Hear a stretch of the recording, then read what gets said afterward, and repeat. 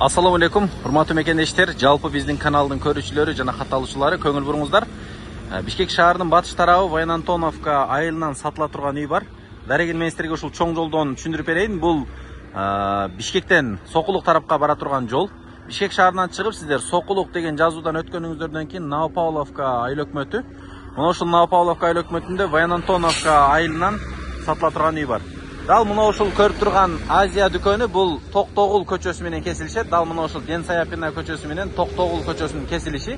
Жанында Кербен соода борбору менен Азия соода борбору бар экен. Ушул жерден шаар тараптан келатып, оң тарапка бурулуп Токтогул менен түптүз түшсөңүздөр, Шамшаке Найзабекова деген көчөнүн кесилишинен сол тарапка бурулсаңыздар 118-даректеги үй.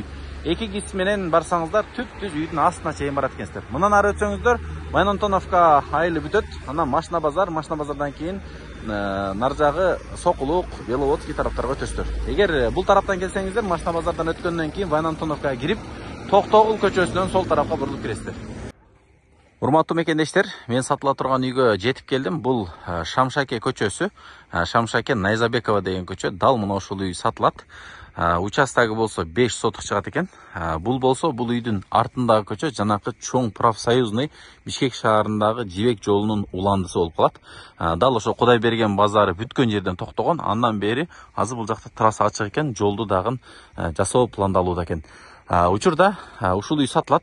Көрүп турганыңыздардай гаражы бар. Бул жактан навестин астына она кирет экен. Үйдүн астылары бүт мына брусчаткалар коюлган, стяжкалары куюлган. Сырты забору, көчө тарабы бул жагы пескоблок, жандары бүт лист менен тосулуптур. Үй болсо 5-6 жыл мурда салынган экен.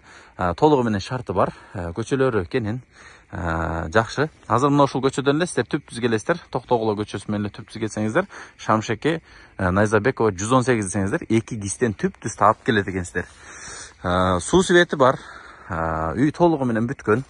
Документтери баары бар экен. Тех паспорт, кызыл китептери бүт бар.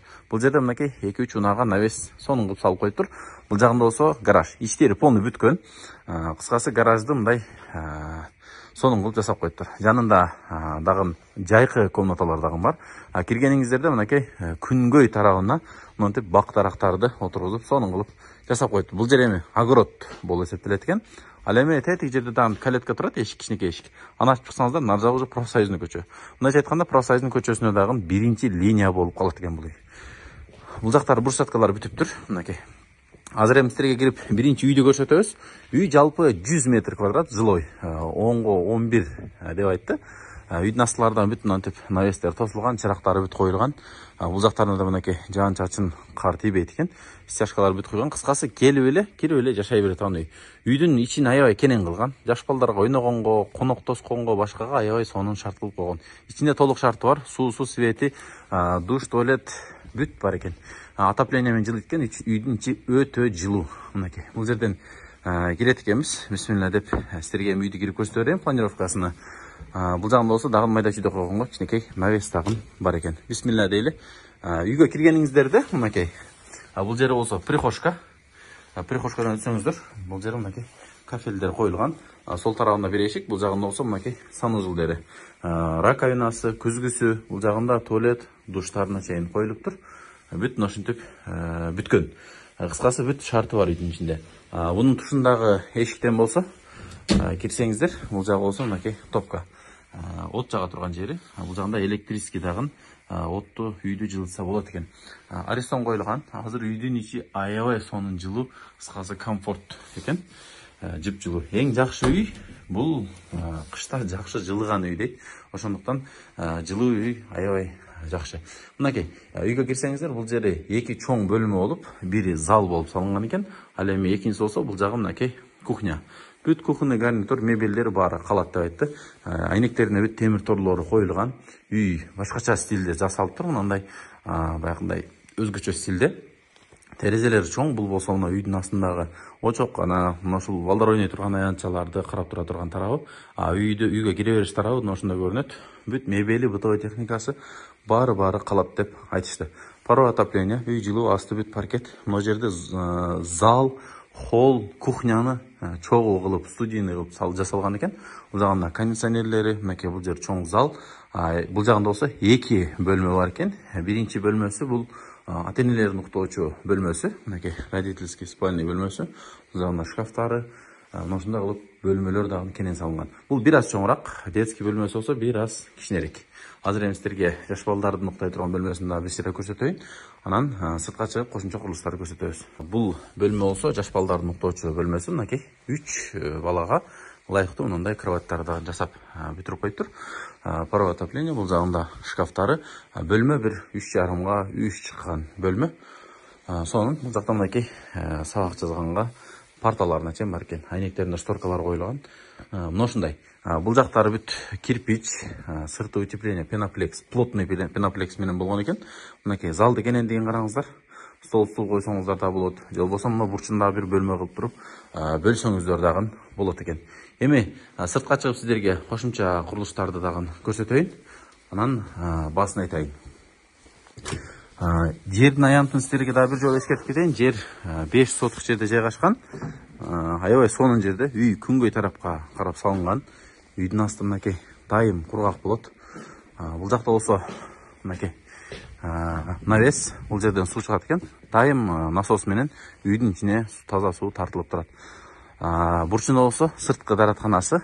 Бул жерде очоккананын орду, көмүркана, майда чүйдө кладовкаларды койгонго болот экен. Бул жакта мына жаш балдарга спортко машыгыш үчүн турник бурустар коюп коюптур. Үйдүн артында бир 1 метрдей орун калган. Аркы тарабынан да 1 метрдей орун калган. Үй өтө жакшы, мындай өзгөчө башкача стилде салыныптыр. Бул жактан болсо, эгер сыртка чыга турган болсок, мынакей профсоюзный көчөсүнө чыгып калабыз. Көрдүңүздөр да, мол чоң профсоюзный. Тет жактан Мүрзө, Пурутов мындай жайгашкан бул жагында.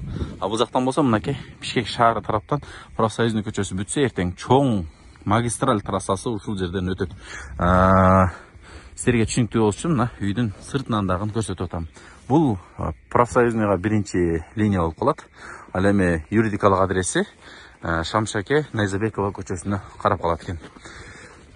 Так, улантабыз, урматтуу мекендештер, эми сиздерге гараждарында бир сыйра көрсөтөйүн. Бул жактарда бүт стяжкалар коюлуптур. Навестер чоң, бир 4кө 10 метр чыга тургандай навес. Өтө электромонтаждары бүткөн. Бул жакта болсо 2 уна, гараждагы менен 3 унага орун бар экен. Бисмилла дейли, мынакей. Так. Бул жакта бир чоң унага, ушундай чоң седан уна болобу, же степке болобу, кенен орундугу бар экен. Бүт бул жактары гипсокартон мынакей дуалдарына чейин бүт шулап жасап коюптур. Бул ички тарабын уже мынакей утеплять эткенге башталган экен. Бул жагы болсо мынакей стеллаждар, майда чүйдө нерселер коюла турган кладовка, мужской склад десек дагы жакшы болот. Бул жагында болсо монтип сонун жайкы комната. Караңыздар. Асты теплый пол деп айтты. Бул жагында болсо мынакей погреб бар экен. Погреб адам баш тийбей тургандай, бир узуну бир 3 метрден ашыраак, туурасы бир мынакей көрүп турганыңыздардай. Мына ушул жердин ортосу бүт асты погреб экен. Ушундай, урматтуу мекендештер, бул жайкы комната десек болот. Буну деле мисалы паровое отопление кошуп, же болбосо печке сайсаңыздар, ичи жып-жылуу болуп калат. Баасын айтайын эми сиздерге, урматтуу мекендештер, баасыны $65 000 туруп атат. Рассрочка, обмен вариант, алмашуу варианттары жок экен. Нак акчага түшүрүп беребиз дейт. Аны эми калганы сиздер экран астында ээсинин номерин жазып калтырып койгонбуз. Чалып байланышып көрүңүздөр. Суусу свети бар, документтери бар, 5 соток жер, 100 квадрат үй. Бул жагында дагы кошумча курулуштары, навестери, кыскасы келип эле жашай бересиздер. Бактарактарына чейин өздөштүрүп коюптур. Ортосун кааласаңыздар огород кылып ишетсеңиздер дагы болот экен.